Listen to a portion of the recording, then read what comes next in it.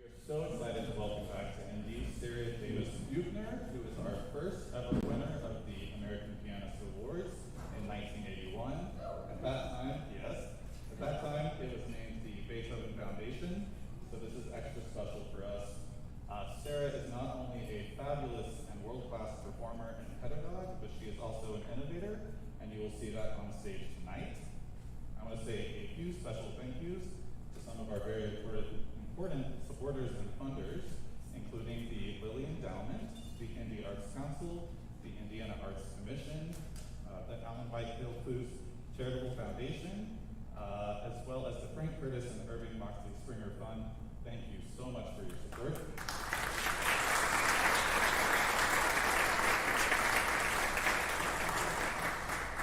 I also want to recognize in the audience today some folks from Crystal House and Trinity Haven. We are so glad that you are here with us.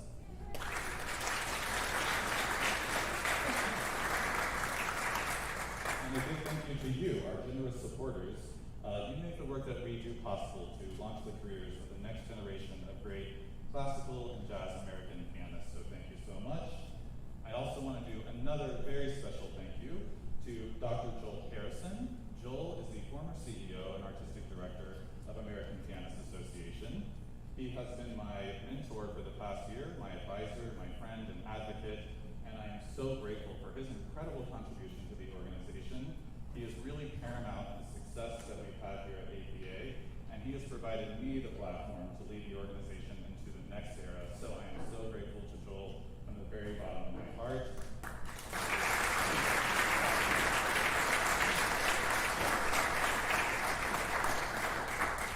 I would like to put on your radar that we are about to embark on our 2025 Classical Awards season. Subscriptions will go on sale in July, and our first event will be on September 21st at the Bicentennial Unity Plaza, which is adjacent to Gainbridge Fieldhouse. This will in fact be an outdoor event, a community event for families. All are welcome to come. It will be a lot of fun. You will get to meet the 5 fabulous young finalists that we will be introducing as part of our awards. So I hope to see you there very much. And the rest of the competition will occur between October and April of 2025. So please do be on the lookout for those subscription sales in July. And with that, I'm so excited to welcome to the stage Sara Davis Buecher in Up Pigs and Pianos. Thank you.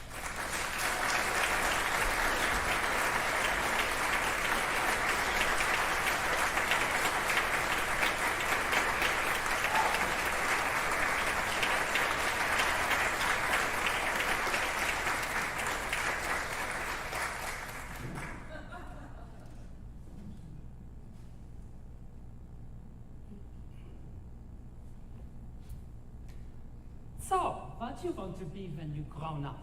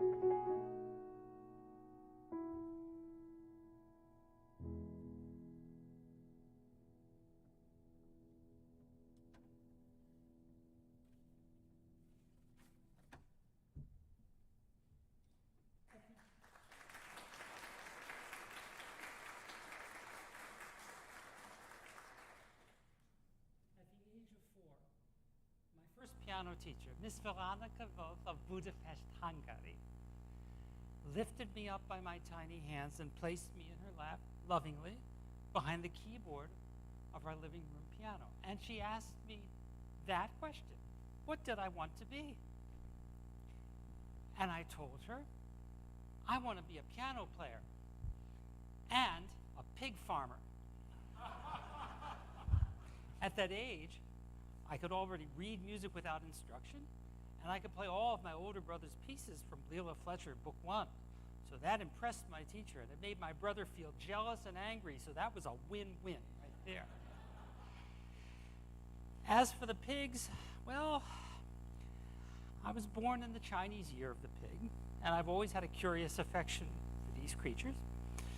But I never really imagined how difficult it truly is to wipe off the stench of the sty.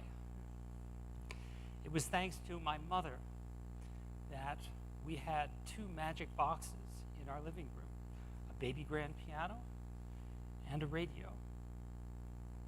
Mom was raised Catholic in a rather repressive household, and she was trained to be a good housewife and mother. But she had higher aspirations for her children, so she filled our house with possibilities. We had good books on our living room shelves, and we had reproductions of great art masterpieces all over the walls, all borrowed from the Pikesville Public Library. There were piano lessons, and the radio played classical music all day. And it was my mother also who noticed my going to that radio at the precise hour of 4:30 every weekday afternoon. I was drawn to it like a tractor beam because the afternoon tag at that time was the overture to Marriage of Figaro by Wolfgang Mozart.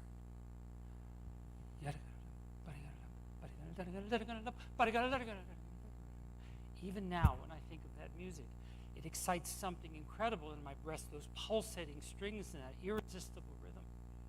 Mozart's world of sound is a world of great, great excitement.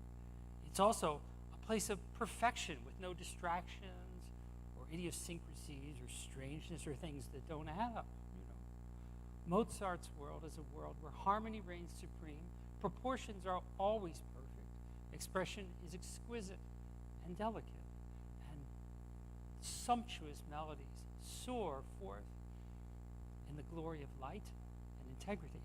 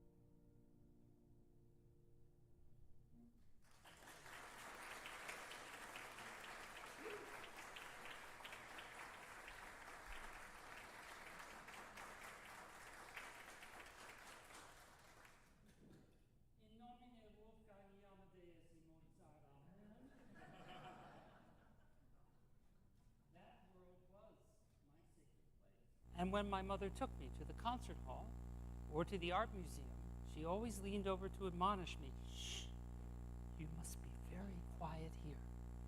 But this is a special place." Indeed it was.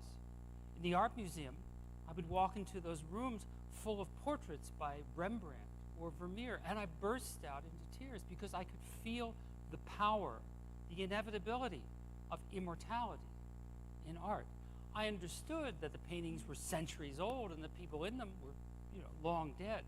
But they were talking to me. They were vibrant. We had this incredible conversation going. Their humanity was vibrating throughout the room.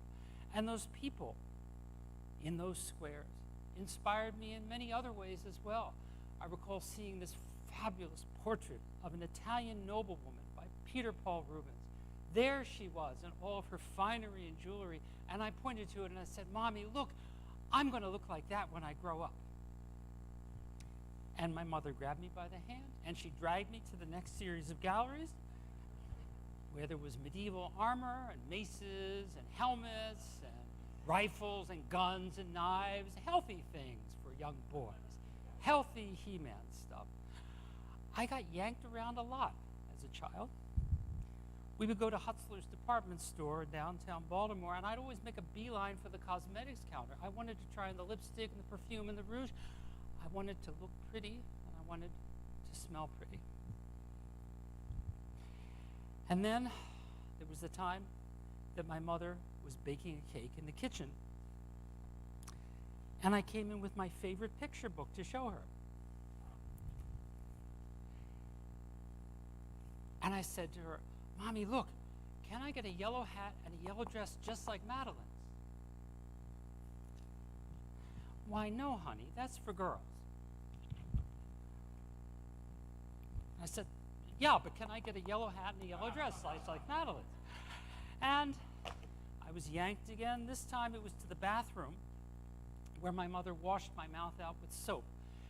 Camay rose hips blend, a delicate, if floral fragrance. I would describe it as tasty, but it was supposed to rinse out my palate and purify my thoughts, but I didn't understand that at all. Lots of things didn't add up for me as a child. I also fancied myself a visual artist. I was adept with crayons, as many children are. This is my self-portrait. Me at age 5, with my green tiara, an orange jumpsuit, my big dollop of lipstick there, and the hair carefully crafted with adorned extra hole. That was the super glue for the head of the 1960s. I brought this in to my mother, and like a proud parent, she put it on our refrigerator. And she gave it a title. She wrote on it, "Little Dutch Girl." And I said to her, "No, Mommy, that's not a little Dutch girl, that's me." And my mother gently reassured me that I was not me. On my 8th birthday, my grandma Jacobs, who was an accomplished seamstress, sewed me the most amazing present of all time.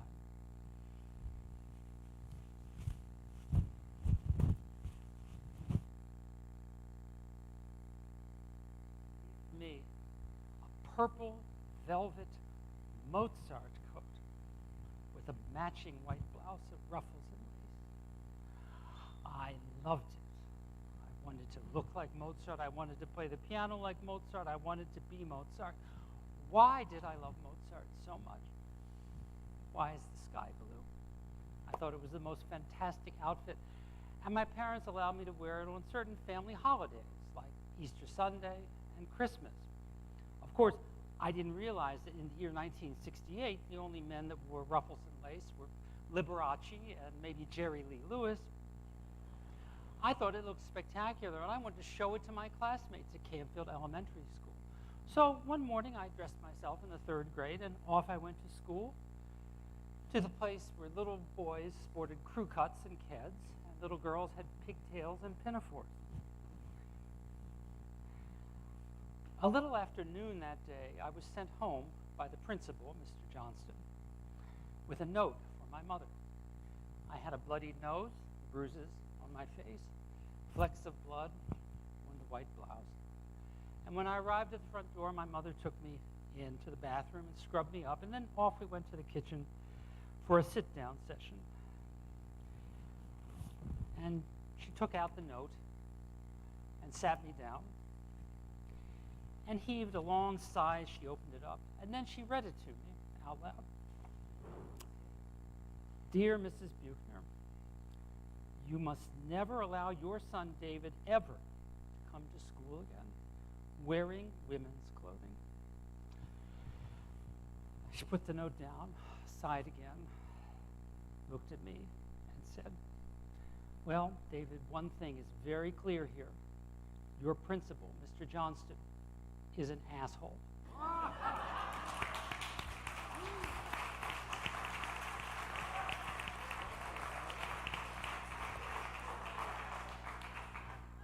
In time, I learned to tell these stories with a sense of breezy self-deprecation, but none of that stage sensibility really negates the feeling of growing up very much as an outcast. And in school, I was victimized, I was harassed, I was bullied, even beaten up on numerous occasions. It was certainly no fun to be the school punching bag. And when I came home in those days, things were getting a little bit more adventurous at home as well. Into the age of my parents' marriage, we began to become very aware of the dysfunction of repressed emotions and hostilities under the surface, jeering, loud words, even physical violence sometimes. Home was not always a respite from this nonsense, this turmoil, the tempest going on around me. But the one place I knew I could always find solace was here at the keyboard, because when I sat down to play, somehow all of this stuff just faded away. And here I was in the universe I knew and could control, a place of peace and perfect beauty.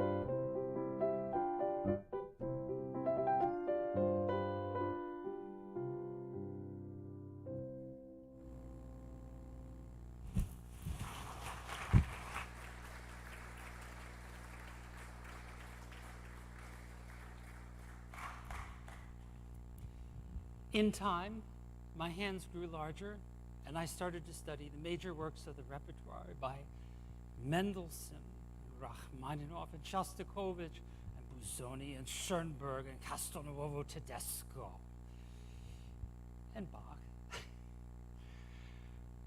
Other changes came that I could not control or alter or do much about.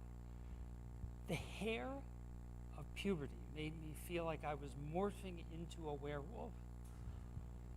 My voice, a lithe high soprano, dipped into the tenor range. And my naturally blonde hair turned sort of dark brownish. Of course, some things we can fix, you know. But everything in my life just seemed to be turning darker and larger and hairier, and I felt like I was being sucked into a deep, dark cave. The world of music, as always, was my salvation. My father began to take me every Wednesday night to the concerts of the Baltimore Symphony Orchestra, then conducted by the exuberant and handsome young Romanian conductor, Sergio Commissiono. And when we went to the Lyric Theater and took our seats in the left balcony, I looked down on that stage to see the musicians assembling for the concert, and I knew that was where I belonged. That was my world. I fit in there. And then the conductor would come sweeping in, thin and tall and full of energy. He swept to the podium, and we heard Mendelssohn's Italian Symphony.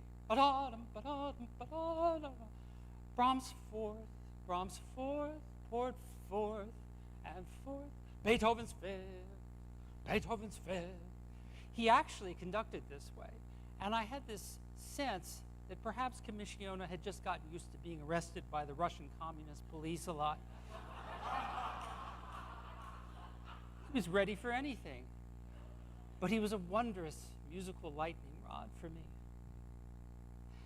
Around the same time, my parents wisely enrolled me in a private high school, Friends Quaker School of Baltimore, mostly for my own physical safety.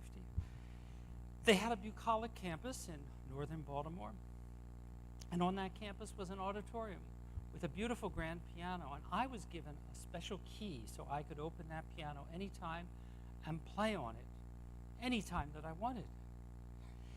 And it was at that piano that love walked in for the first time.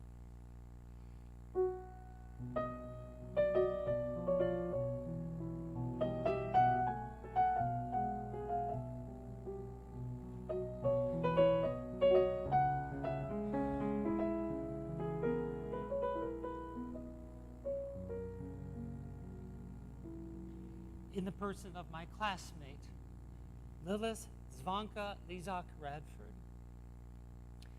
She was thin and tall, a beautiful face, a lovely figure. She was funny and sweet and sensitive, enjoyed artistry, and also played tennis. There was nothing Lilith Radford could not do. And she loved the way that I played the piano. She became my muse. She was Lucy to my Schroeder. Most of all, she loved to hear me play Chopin. Oodles and oodles and oodles of Chopin. I had no idea who I was, but she knew that I could play Chopin, so I did.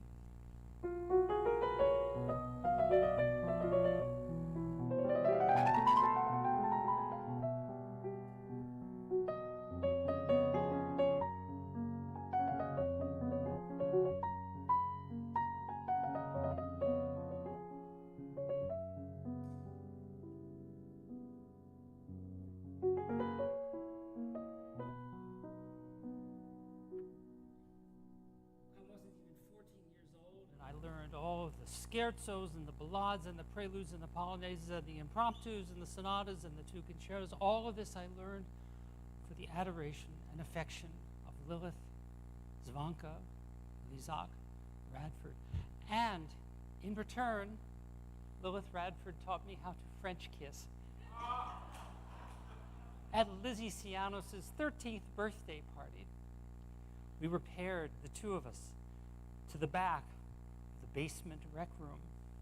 There, to a dumpy, stained, olive green couch, we got affectionate and close, and the lights were turned low, and there was music.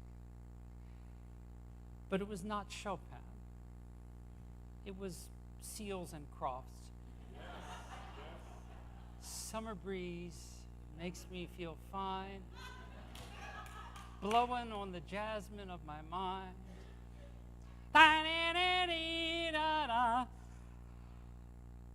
Falling in love only confused me even more, because I really wasn't sure whether I truly was madly in love with Lilith Radford, or whether I was in love with the person she was. She was a role model for me. Who wouldn't want to be Lilith Radford? She was gorgeous and lithe, and she had a perky little nose, and she had auburn tresses, and she looked absolutely sensational in the Friends School gray jumper with the matching ankle socks, that every time I saw her in that outfit, I thought, oh, I want to wear that so much. But I understood I wasn't Lilith Radford. And I really had not much idea who David Buechner was either. But at the piano, I could be Frédéric Francois Chopin.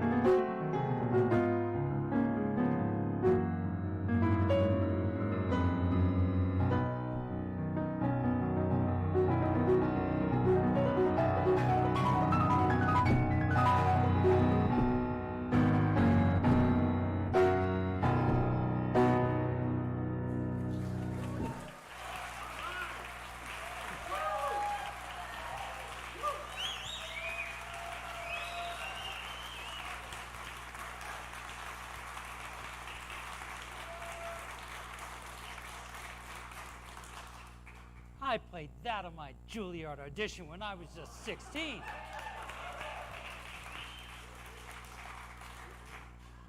And coming into the competitive cauldron of New York City, my goodness, my synapses were fired up as never before. I was fully alive in the rehearsal spaces, in the practice rooms, in the concert halls, classrooms, everywhere, my goodness. I didn't have any time or any inclination to think about who I was. I was busy learning to be an actor or an actress in any number of the world's greatest roles imaginable. Peut-être j'étais Brigitte Bardot en bateau avec Claude et qui Debussy.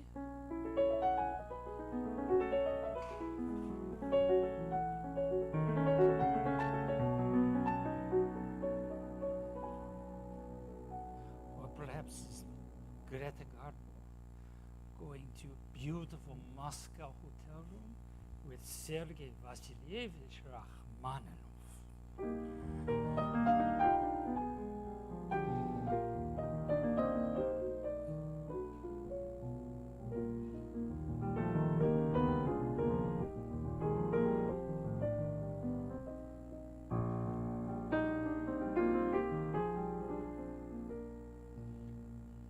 Of course, Sergei, you have no idea. I am also fucking gay gypsies and Cossacks of Brahms and Liszt.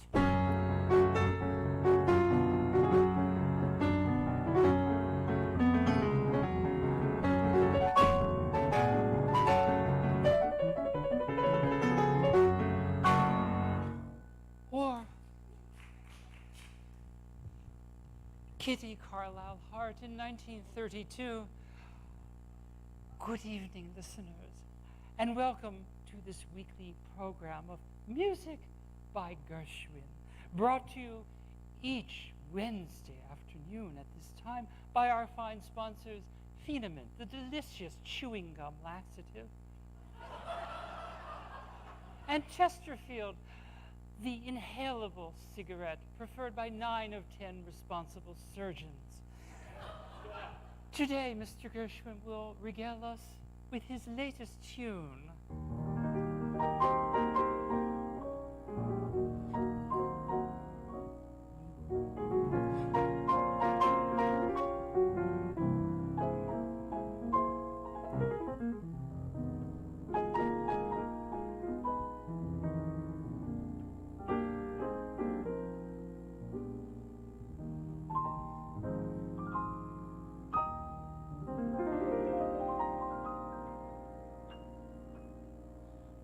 But it was the Spanish repertoire that most excited my being. That irresistible combination of kaleidoscopic color and sexy flamenco dance rhythms. Whenever I played the music of Granados or Turina, I could be El Matador. Or La Donna Enamorada.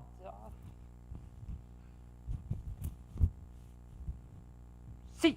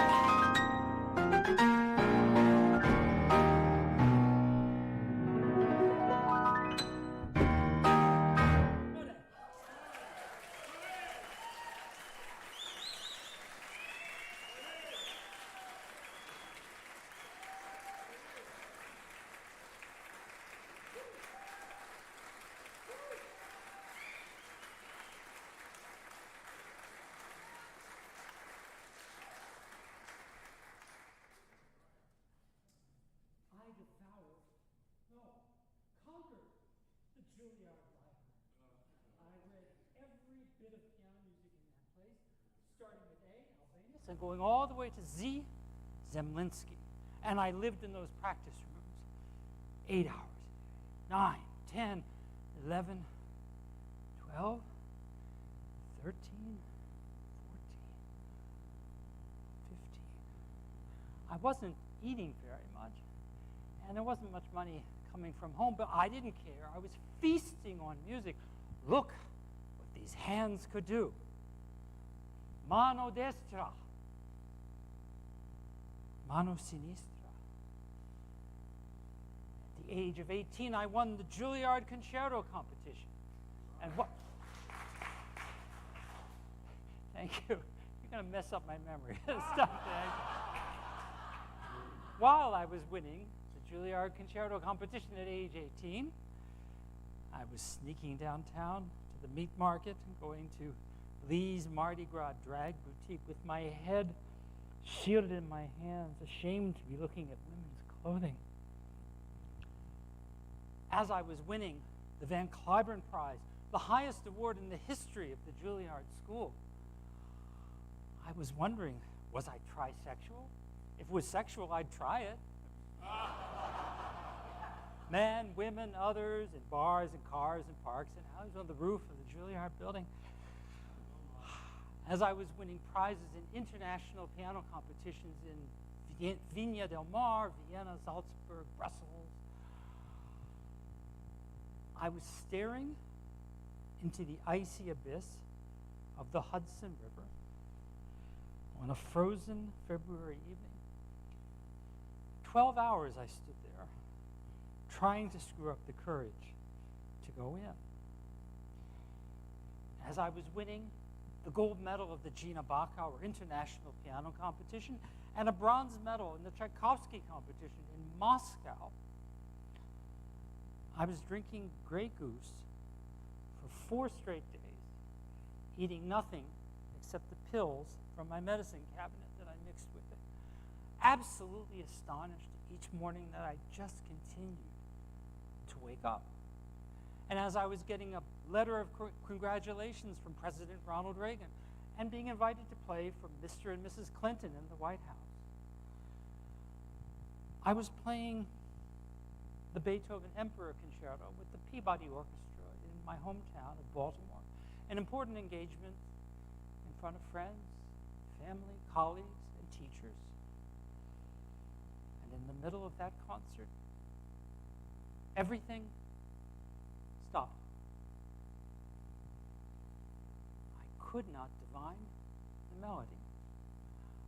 I could not fathom the harmony.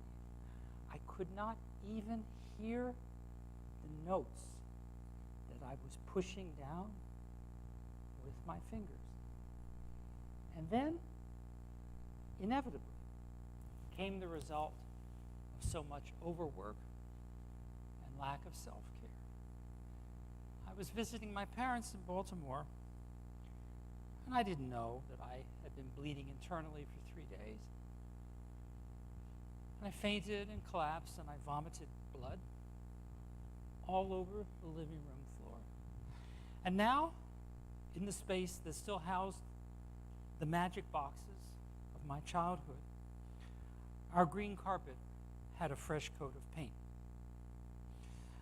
An EMT came into the house and shone a light directly into my eyes and asked me to follow that light.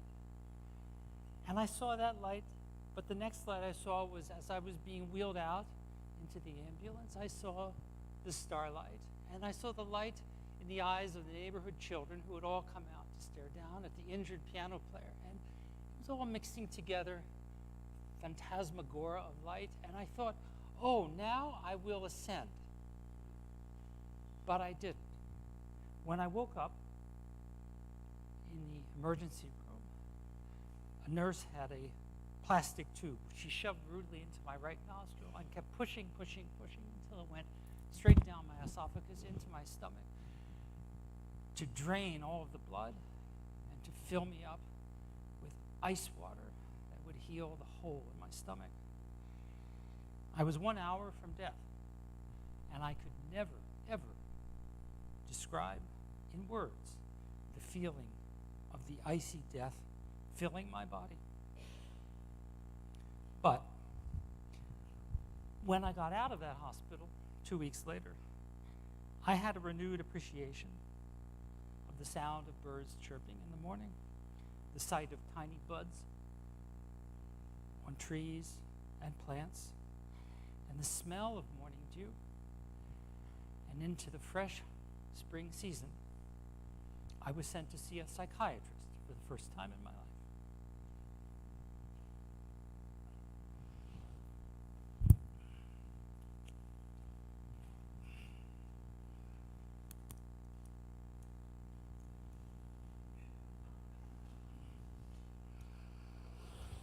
Dr. Schenker was a former president of the American Psychiatric Association, and he had a mysterious pig pen of an office in Gramercy Park.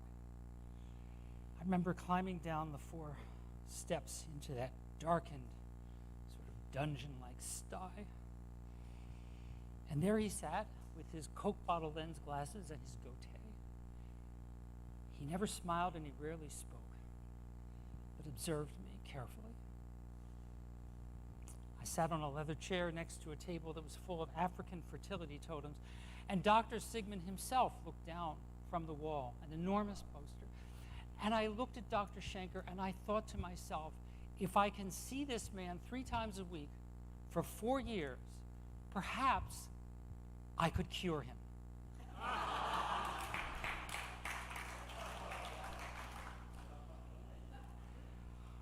Then there was Dr. Kanalakis, who was altogether a much more cheerful kind of therapist. Very direct.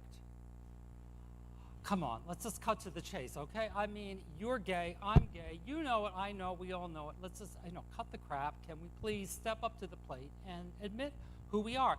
And if you're free, this Friday night, I will escort you personally down to the Monster Bar in the Village, and I will help you celebrate your newfound gender identity. Then there was a therapist whose name I can no longer remember. He sat uncomfortably close to me, and as he spoke in a somewhat metronomic monotone, he put his hand on my kneecap, and he began to rub in a circular motion, slowly, in circles. And it was not until a few hours later, after we had walked together to the ATM where I withdrew $500 for a weekend group therapy session that I emerged from the hypnosis and called his office, and of course that deposit was non-refundable. I went to see a Southern gal named Julianne Froman. She had her own unique take on things. You know, honey, sometimes don't we all just need to go on downtown and get on our knees and suck a mess of black dick?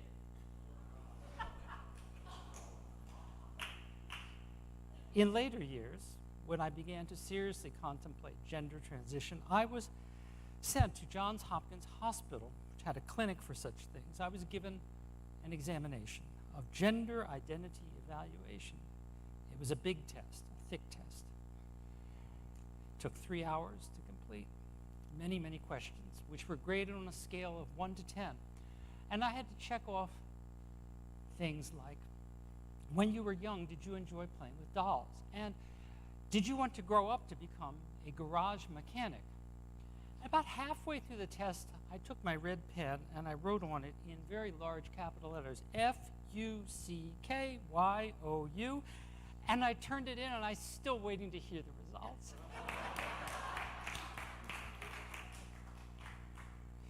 After the test, I was sent to a specialist named Dr. Brunhilde. She was originally from Vienna, but she worked at Montefiore Hospital, and she was what we call a hormone gatekeeper, keeps the real away from the assumed, I guess. And she told me of her approach one day. Well, of course, I see lots of patients, you know, and some of them I assign them to hormone therapy right away. You know, they are losers, they are homeless, they are taking the drugs, you know, they have no family, they have nothing to lose, you know. But you are aristocrat, you are a piano player, you know, so much to lose. I should have told her I was a pig farmer. After this, I went to a world-famous endocrinologist, Dr. Walter Futterleiter. He was a short munchkin of a man with a huge Brillo pad of phony hair. And each time I saw him, he would take out his tape measure and he would assess the progress of my growing breasts. Dr. Futterleiter enjoyed his work very much. Hey, not bad! So many doctors, so much malpractice. First prize in the therapy sweepstakes goes to Dr. Caitlin Rackover, who was an acknowledged expert in the field of transgender therapy. And I went to see Dr. Rackover shortly after one of my first real dates with a gentleman had gone awry. He was tall, good-looking, Italian fellow, wearing a brown leather jacket. I met him on the east side. We went to one of his favorite haunts, a bar where he knew the bartender was a friend. And we had a couple of glasses of red wine. And after I finished my wine, I realized that I felt dizzy and a little nauseous. And I couldn't even stand up. And he was a gentleman, and he saw my distress, and he offered to give me a ride home. So we got into his car, and he tooled off for the East Side Highway. And he pulled the car over just before the entrance. And there I saw his pants open and his erect penis gleaming in the reflected streetlight. And he grabbed the back of my neck and forced me down. And he said, "Now you need to give me a blowjob." Somehow, I noticed that the door was unlocked, and with one foot I kicked it open. And I gave that member a chomp quite worthy of Lorena Bobbitt.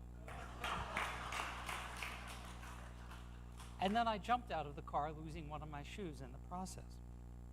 A few days later, I went to see Dr. Rackover. And after I described to her the attempted rape, she gave me this advice. "Now, Sarah, I believe you're going to find, as you adjust to your new gender identity and gender role, that men tend to get a little bit more excited sexually early on in the relationship. I'm sure that if you write this man a letter of apology, he'll be happy to date you again."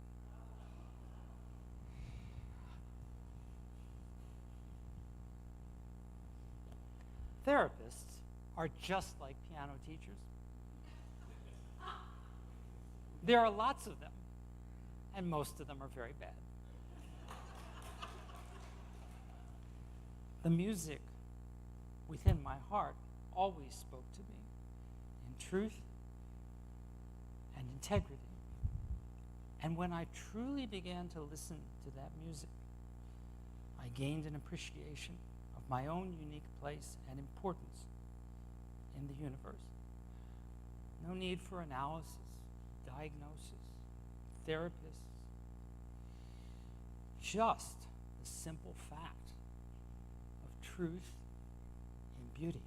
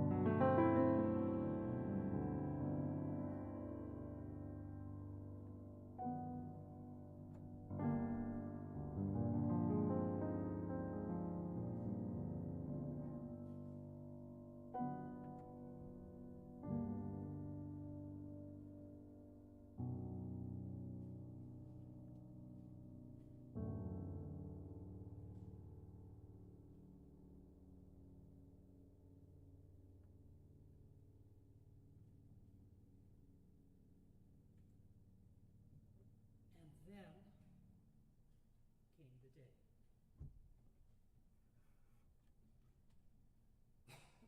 On the afternoon of November the 29th, 1996, I was walking across Central Park after a meeting with my manager.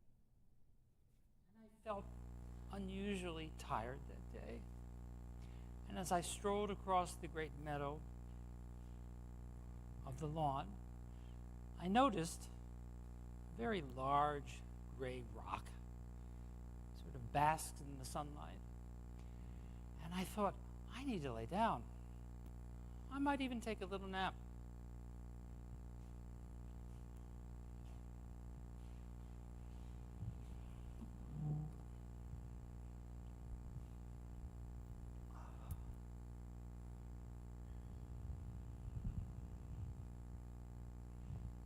And when I laid down, I was in a place very familiar all over again, in my backyard of our Baltimore home, where how often in the summertime I had laid down in the grass with my orange tabby cat to feel the warmth of the earth beneath me and gaze in wonderment at the play of sky and clouds above. And the same feeling whenever my father came home from work and pushed me in the swing. And I enjoyed that magnificent dance between earth and heaven, back and forth. And in that space, and at that moment, God spoke to me, clean and sure, And she said, "Do you want to go there?" And I burst out crying. And I answered out loud because I wanted to be heard. I said, "No, God, I don't want to go there. I need to go there." And in that moment, I knew who I was. I knew my name, and I knew everything that I would do to go there.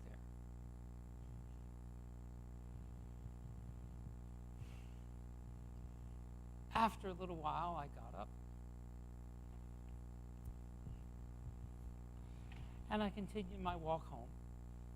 And when I got to my apartment, I took off my coat and my jacket and my tie, and I went to the closet and took out my favorite blue dress with a nice set of matching white pearls and earrings, made my face up nicely, and then I, Sara Davis Buecher, sat down to practice my piano. Call it a leap of faith.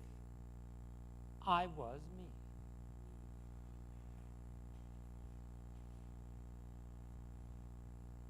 When I took the mask off of my face, magical things began to happen. I lost my manager, and I didn't care. An old friend from Juilliard classroom days offered to help get me some gigs. She's still my manager to this day. I lost my concerts, and I didn't care. There was one presenter who I had to sue in Utah, and another one down in Florida who actually sent me a paycheck not to show up. These people didn't deserve to hear my music anyway. I lost my conservatory teaching job, and I didn't care. There were neighborhood kids to teach. I taught them CDE, and I taught them ABC, and they loved me, and I loved them. I lost friends and family and colleagues. I didn't care. There was time to draw, to paint, and to take long hikes in the woods. It was time to study Japanese.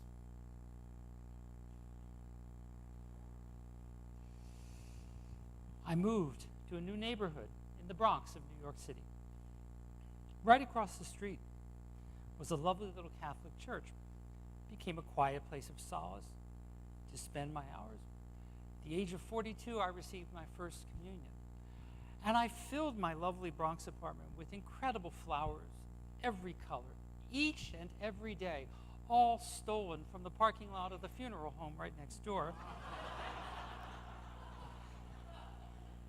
Used once, and I'm a big champion of recycling. And I began to write my own music also. It came out by itself, an emotional wellspring that I had no idea it even existed. And my own music sounded very Latino in character. For now I was living in the land of immigrants. Wonderful, proud, musical immigrants from South America, Central America, and Latin America. All around me in El Barrio del Bronx was the magnificent sound of salsa y merengue. My upstairs neighbor was a Dominican lady, and she had 2 little girls. The girls would sometimes wake up in the middle of the night and run around, and they had no carpet above me. At first, I just wanted to do the old New York thing and take the mop handle and complain. And I thought, that's not very dignified. I can do better than that. I wrote those girls a piece, a little lullaby. I figured if I played it nicely enough, it might lull them to sleep. It's called Canción para dos Niñas.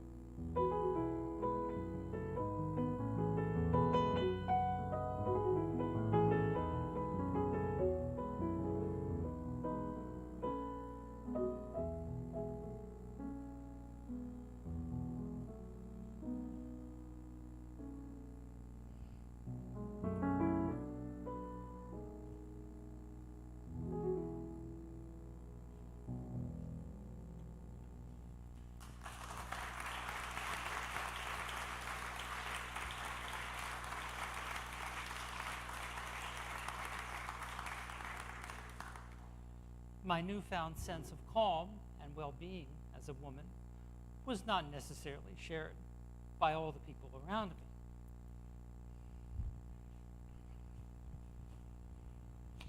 He did that to get attention. The only women that I fuck are the ones with real pussies. Do you think it's safe to leave it in a room with undergraduates? You elected to become a woman, now fucking act like one. Okay, so you've come to me for professional advice. Okay, so here it is. Now listen, why do I want to buy a concert ticket for someone who looks like the high school music teacher? For heaven's sake, now listen, let's amp up the glam a little bit and poof up the hair. You know, like Renee Fleming, the opera, or RuPaul. That's who you want to.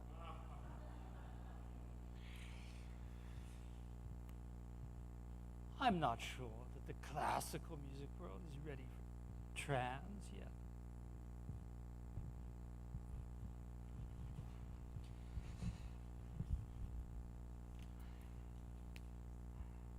You know, David, I'm just sorry. You know, Ann and I, we just feel like our good friend has died.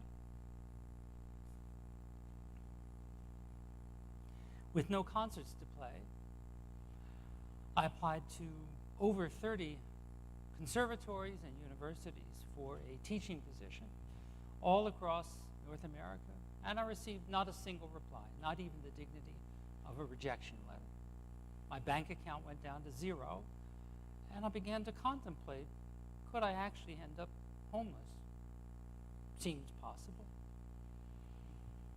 And then one little bite came in from Vancouver, Western Canada, the University of British Columbia, some 3,000 miles away from all of this tumult and tempest. It broke my heart to leave my beloved Bronx. But Canada was far ahead of the United States in terms of social equity and civic justice. In Canada, I could get married. In Canada, I could get divorced. Canadian health care helped to pay for the restorative surgery I needed after being chopped up alive in a transgender shop in Thailand. I was even invited to address Canadian Parliament on the subject of transgender hate crimes. And the concerts started to come back. First kind of locally in Vancouver and Victoria, but then in Winnipeg and Edmonton and Calgary and Montreal and Toronto and Halifax. A lot of Americans don't seem to know that's kind of a big country up there, a lot of space up there.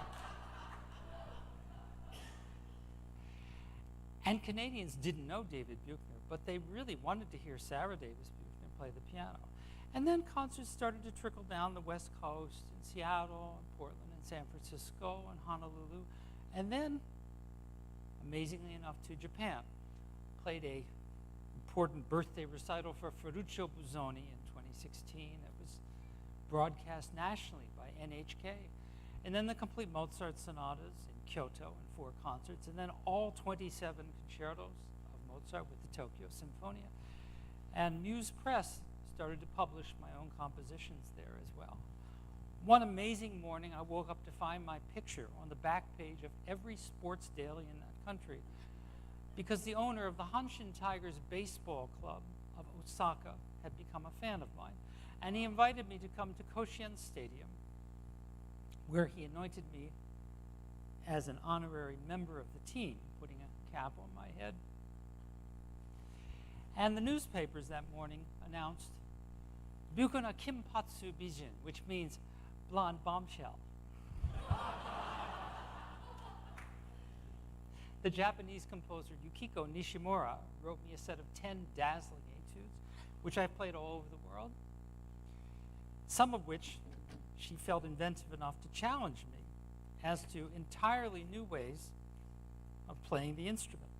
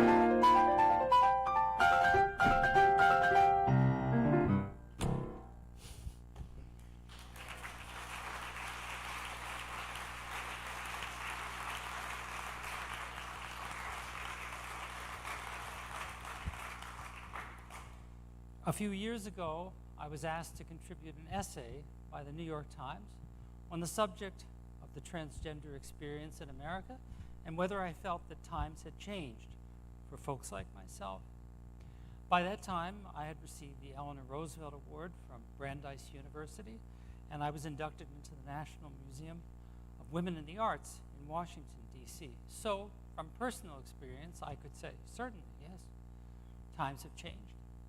Now I routinely receive requests to talk to trans groups and LGBTQ groups, especially at schools, colleges, high schools, where I sometimes travel to play.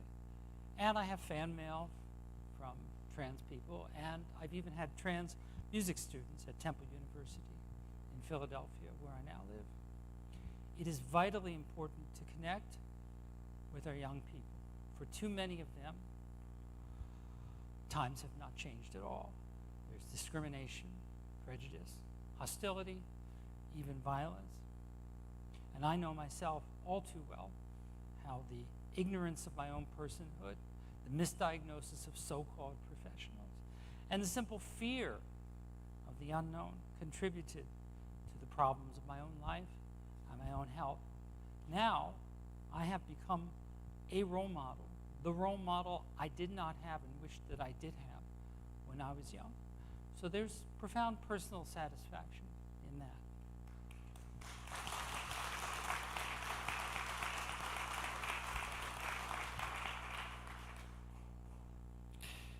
The world, needless to say, is besieged by numerous complex problems. And there's a part of me that feels guilty or inadequate if I sit down to just play the piano as I used to when I was young.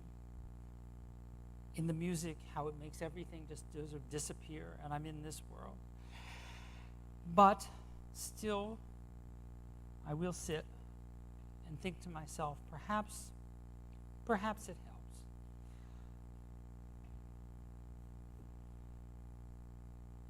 I certainly know that all those years ago, when Miss Wolf asked me what I wanted to be, I simply wanted to be me. And lately my heart does sing of hope from a place of determination, perhaps, or the stubborn persistence of a pig, the simple demanded dignity of survival, and the fact of being me.